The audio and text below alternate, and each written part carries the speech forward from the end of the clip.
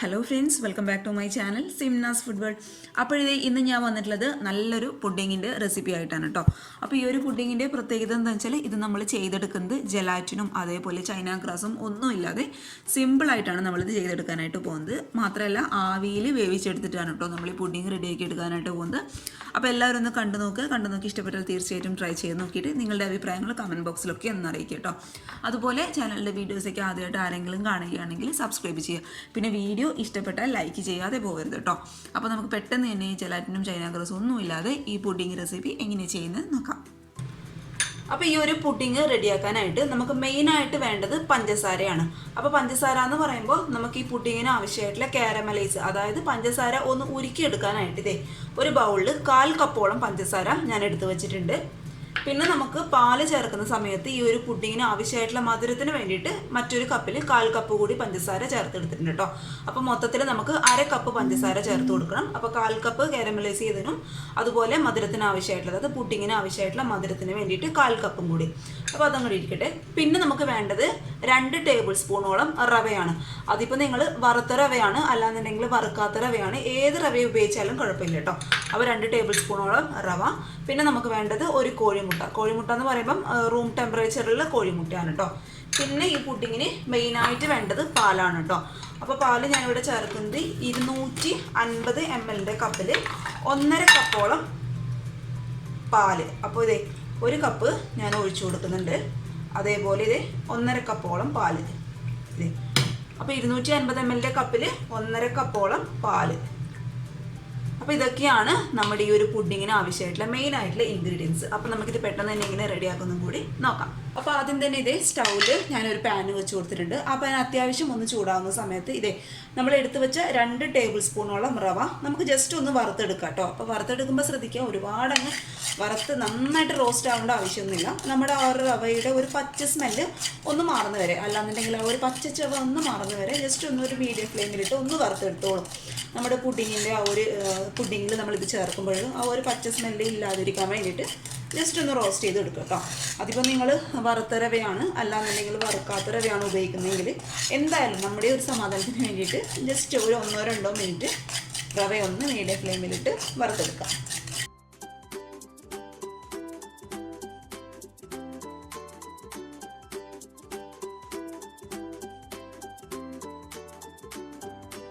അപ്പോൾ നന്നായിട്ട് റോസ്റ്റ് ചെയ്തെടുത്തിട്ടുള്ള റവ നമുക്ക് മിക്സിയുടെ ജാറിലിട്ട് ഒന്ന് പൊടിച്ചെടുക്കാം കേട്ടോ.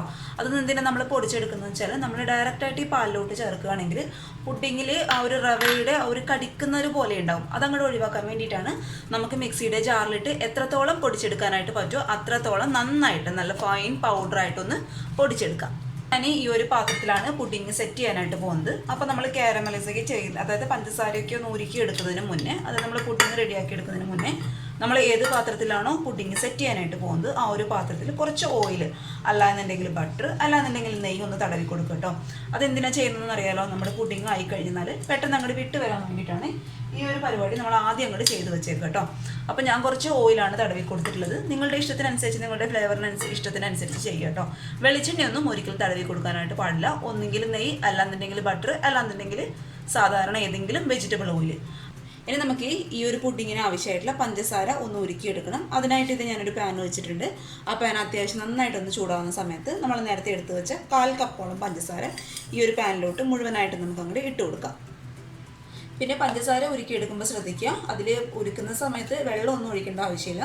പഞ്ചസാര നന്നായിട്ട് ചൂടാവുന്ന സമയത്ത് അത് ഓട്ടോമാറ്റിക്കായിട്ട് ഇതുപോലെ അങ്ങോട്ട് പതുക്കെ ഉരുകാനായിട്ട് തുടങ്ങും കേട്ടോ.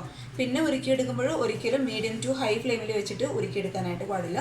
ഇത് കരിഞ്ഞു പോകാനുള്ള ചാൻസ് ഉണ്ട്. അതുകൊണ്ട് ലോ ടു മീഡിയം ഫ്ലെയിമിൽ വെച്ചിട്ട് സാവധാനം പതുക്കെ, ഒരു തിരക്കും കൂട്ടാതെ പതുക്കെ അങ്ങോട്ട് ഉരുക്കിയെടുത്തോളൂ കേട്ടോ. ഇത് കരിഞ്ഞെന്ന് കഴിഞ്ഞാൽ നമ്മുടെ ഇവിടെ പുഡിങ് എന്ന് പറയുന്നത് ആകെ മൊത്തം അങ്ങോട്ട് ഫ്ലോപ്പ് ആകും, ഒരു കയ്പ്പ് ടേസ്റ്റ് വരും കേട്ടോ. അപ്പോൾ അതൊന്ന് ശ്രദ്ധിച്ചേക്കുക. ഈ ഒരു കാരമലൈസ് ചെയ്യുന്ന ആ ഒരു സ്റ്റെപ്പ് എന്ന് പറയുന്നത് കംപ്ലീറ്റ് ആയിട്ട് ശ്രദ്ധിച്ചിട്ട് നന്നായിട്ട് ലോ ഫ്ലെയിമിൽ കിടന്നിട്ട് സാവധാനം അങ്ങോട്ട് ഉരുക്കിയെടുക്കുക കേട്ടോ. ഇത് കണ്ടോ, നമ്മൾ പഞ്ചസാര സാവധാനം ഒന്ന് ചൂടാവുന്ന സമയത്ത് ഉരുകാനായിട്ട് തുടങ്ങിയിട്ടുണ്ട്. അപ്പോൾ ഈ ഒരു രീതിയിൽ പതുക്കെ അങ്ങോട്ട് ഉരുക്കിയെടുക്കുക കേട്ടോ.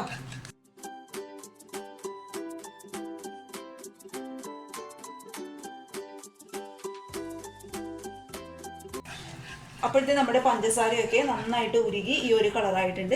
ഈ ഒരു കളർ ആവണം കേട്ടോ. ഒരുപാട് അങ്ങ് കരിയാനായിട്ട് കാത്തു നിന്ന് കഴിഞ്ഞാൽ നമ്മുടെ പുഡിങ് മറ്റൊരു ടേസ്റ്റിലോട്ട് പോകും. ഒരു കരിഞ്ഞ ഒരു ചവർപ്പ് ടേസ്റ്റ് വരും കേട്ടോ. അപ്പോൾ ഇത് പഞ്ചസാര കംപ്ലീറ്റ് ആയിട്ട് ഉരുകി ഈ ഒരു കളറാവുന്ന സമയത്ത് പതുക്കെ സ്റ്റൗ ഓഫ് ചെയ്ത് ചൂടോടുകൂടി തന്നെ നമുക്കിത് ഏത് പാത്രത്തിലാണോ നമ്മൾ പുഡിങ് സെറ്റ് ചെയ്യാനായിട്ട് പോകുന്നത് ആ ഒരു പാത്രത്തിലോട്ട് അങ്ങോട്ട് മാറ്റി കൊടുക്കുക. ചൂട് ആറാനായിട്ട് വെയിറ്റ് ചെയ്തെന്ന് കഴിഞ്ഞാൽ ഈ ഒരു പാത്രത്തിൽ കിടന്ന് തന്നെ നമ്മുടെ ഈ ഒരു പഞ്ചസാര കട്ട പിടിക്കാനായിട്ട് തുടങ്ങും. അതുകൊണ്ട് ചൂടോടുകൂടി തന്നെ നമുക്കിത് മറ്റൊരു പാത്രത്തിലോട്ട്, അതായത് പുഡിങ് ഏത് പാത്രത്തിലാണോ നിങ്ങൾ സെറ്റ് ചെയ്യാനായിട്ട് പോകുന്നത് ആ ഒരു പാത്രത്തിലോട്ട് അങ്ങോട്ട് മാറ്റി കൊടുക്കാം. ഇനി ഇത് ഒരു പാത്രത്തിൽ നമ്മൾ നേരത്തെ എടുത്തു വെച്ച കോഴിമുട്ട ഞാൻ പൊട്ടിച്ച് ഒഴിച്ചു കൊടുക്കുന്നുണ്ട്. ഇനി അത് നന്നായിട്ടൊന്ന് നമുക്കൊന്ന് ബീറ്റ് ചെയ്തെടുക്കാം കേട്ടോ. അപ്പോൾ ഇങ്ങനെയുള്ള ഒരു വിസ്ക് ഇല്ലാന്നുണ്ടെങ്കിൽ സാധാരണ നമ്മുടെ മിക്സിയുടെ ജാറിലിട്ടൊന്ന് അടിച്ചെടുക്കുക. അതുമല്ലാന്നുണ്ടെങ്കിൽ ഒരു ഫോർക്ക് വെച്ചിട്ട് ജസ്റ്റ് ഒന്ന് ബീറ്റ് ചെയ്ത് കൊടുക്കുക കേട്ടോ. ഒരുപാട് അങ്ങോട്ട് അടിച്ച് പതപ്പിക്കേണ്ട ആവശ്യമൊന്നുമില്ല. ആ ഒരു മുട്ടയുടെ വെള്ളയും മഞ്ഞയും കൂടി ഒന്ന് മിക്സായി കിട്ടുന്നത് നന്നായിട്ടൊന്ന് ഇങ്ങനെയുള്ള വിസ്ക് വെച്ചിട്ട് നന്നായിട്ടൊന്ന് ബീറ്റ് ചെയ്ത് കൊടുക്കുക.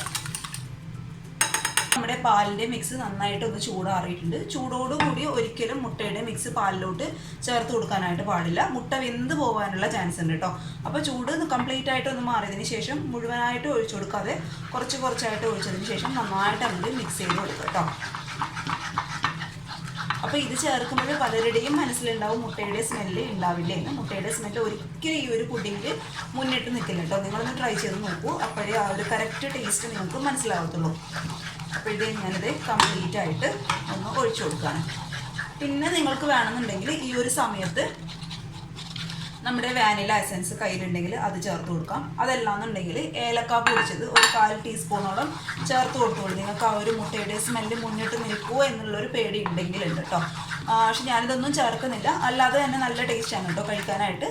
അപ്പോൾ ഇത് നന്നായിട്ട് അങ്ങോട്ട് മിക്സ് ചെയ്ത് കൊടുക്കുക. ആ ഒരു മുട്ടയുടെ മിക്സ് കംപ്ലീറ്റ് ആയിട്ട് ഈ ഒരു പാലിൽ നന്നായിട്ട് അങ്ങോട്ട് മിക്സ് ആവണം.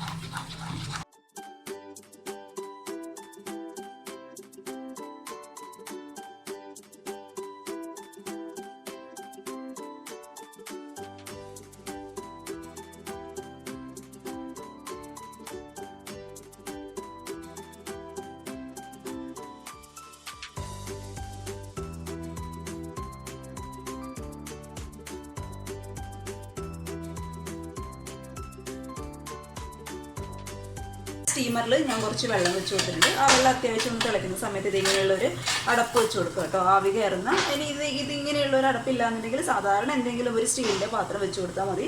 കാരണം നമ്മൾ പുഡിങ്ങിൻ്റെ ആ ഒരു പാത്രം ഡയറക്റ്റായിട്ട് വെള്ളത്തിൽ ഇറക്കി വെക്കാൻ പറ്റത്തില്ലല്ലോ. അതുകൊണ്ട് ഇങ്ങനെയുള്ള ഒരു പാത്രം അല്ലാന്നുണ്ടെങ്കിൽ സാധാരണ ഒരു സ്റ്റീലിൻ്റെ പാത്രം വെച്ച് കൊടുക്കുക.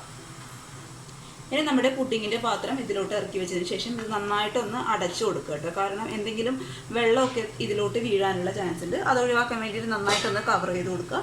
ഇനി ഇങ്ങനെയുള്ള ഒരു പാത്രം അടച്ചു വെക്കുന്ന ഒരു പാത്രം ഇല്ല എന്നുണ്ടെങ്കിൽ ഫോയിൽ പേപ്പർ വെച്ചിട്ട് നന്നായിട്ടൊന്ന് കവർ ചെയ്ത് കൊടുക്കുക. ഇനി ഇത് ഹൈ ഫ്ലെയിമിലിട്ട് കറക്റ്റ് 20 മിനിറ്റ് കേട്ടോ നമുക്ക് നന്നായിട്ട് ഇതൊന്ന് സ്റ്റീം ചെയ്ത് എടുക്കാം. അപ്പോഴത്തെ നമ്മുടെ പുഡിങ്ങൊക്കെ ഇവിടെ നന്നായിട്ട് സ്റ്റീമായിട്ട് വന്നിട്ടുണ്ട്. നമ്മുടെ ഇതിൻ്റെ നടുഭാഗത്ത് ഇങ്ങനെ തൊട്ട് നോക്കുമ്പോൾ കയ്യിൽ ഒട്ടും ഒട്ടിപ്പിടിക്കാനായിട്ട് പാടില്ല കേട്ടോ. അതാണ് അതിൻ്റെ കറക്റ്റ് പരുവെന്ന് പറയുന്നത്. അപ്പോൾ ഇത് നിങ്ങൾക്ക് വേണമെന്നുണ്ടെങ്കിൽ ഒന്ന് ചൂടാറിയതിന് ശേഷം അങ്ങനെ കഴിക്കുകയാണെങ്കിൽ അങ്ങനെ കഴിക്കാം. അല്ലാന്നുണ്ടെങ്കിൽ ഒന്ന് തണുപ്പിച്ച് കഴിക്കുമ്പോഴാണ് പുഡിങ് എപ്പോഴും കൂടുതൽ ടേസ്റ്റ് ഉണ്ടാവുക.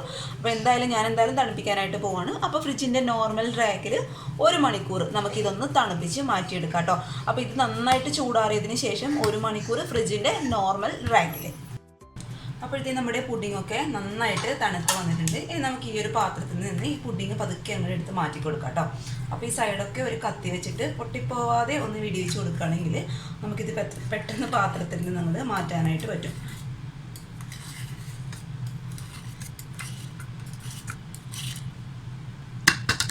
പുഡിങ് ഇവിടെ റെഡി ആയിട്ടുണ്ട്. ചെറുതായിട്ട് ഈ ഒരു ഭാഗം ഒന്ന് എൻ്റെ അടുത്ത് പൊട്ടിപ്പോയിട്ടുണ്ട് കേട്ടോ. കാരണം ഞാൻ കത്തി വെച്ച് എടുക്കുമ്പോഴും അൺമോൾഡ് ചെയ്ത് എടുക്കുമ്പോഴും ചെറുതായിട്ട് ആ ഭാഗം ഒന്ന് വന്നിട്ടുണ്ട്, ചെറുതായിട്ട് ഒരു പൊട്ടൽ വന്നിട്ടുണ്ട്.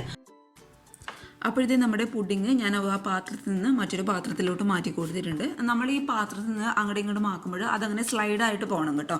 അപ്പോഴാണ് ആ പുഡിങ്ങിൻ്റെ കറക്റ്റ് പരുവുണ്ടാകുക. പാലും റവയും കുറുക്കിയെടുക്കുമ്പോൾ ശ്രദ്ധിക്കുക. ഒരുപാട് അങ്ങ് കുറുക്കിയെടുത്ത് കഴിഞ്ഞാൽ നമ്മുടെ പുഡിങ് അങ്ങോട്ട് ഹാർഡായി പോകാനുള്ള ചാൻസ് ഉണ്ട്. അതുകൊണ്ട് ഞാൻ കാണിച്ച ആ ഒരു പരുവത്തിൽ മാത്രം കുറുക്കിയെടുത്താൽ മതി കേട്ടോ. ആ ഒരു സ്റ്റെപ്പ് മാത്രം ഒന്ന് ശ്രദ്ധിച്ചാൽ മതി. ബാക്കിയെല്ലാം എളുപ്പമാണ് ചെയ്യാനായിട്ട്. റവ വെച്ച് ഉണ്ടാക്കിയ പുഡിങ്ങാണെന്ന് പറയുകയില്ല കേട്ടോ. അത്ര ടേസ്റ്റാണ് കഴിക്കാനായിട്ട്. അപ്പോൾ എല്ലാവരും ഒന്ന് ട്രൈ ചെയ്ത് നോക്കുക. ചൈന ഗ്രാസും ജലാറ്റിനും എല്ലാവരുടെ അടുത്തും ഉണ്ടാവണമെന്നില്ല. അപ്പോൾ അതൊന്നും ഇല്ലാതെ നമുക്ക് സിമ്പിളായിട്ട് നമ്മുടെ ഗസ്റ്റൊക്കെ വീട്ടിൽ വരുമ്പോഴോ അല്ലാന്നുണ്ടെങ്കിൽ കുഞ്ഞുങ്ങൾക്കൊക്കെ സിമ്പിളായിട്ട് റെഡിയാക്കി കൊടുക്കാൻ പറ്റിയ നല്ലൊരു പുഡിങ്ങിൻ്റെ റെസിപ്പിയാണ് കേട്ടോ. അപ്പോൾ എല്ലാവർക്കും ഇഷ്ടമായെന്ന് വിചാരിക്കുന്നു. ഇഷ്ടമായെങ്കിൽ പുഡിങ് റെസിപ്പി ഇഷ്ടമായാണെങ്കിൽ വീഡിയോ ലൈക്ക് ചെയ്യാതെ പോകരുത് കേട്ടോ. അപ്പോൾ നാളെ ഒരു നല്ല വീഡിയോ ആയിട്ട് കാണും വരെ thank you for watching Simnas food world. By.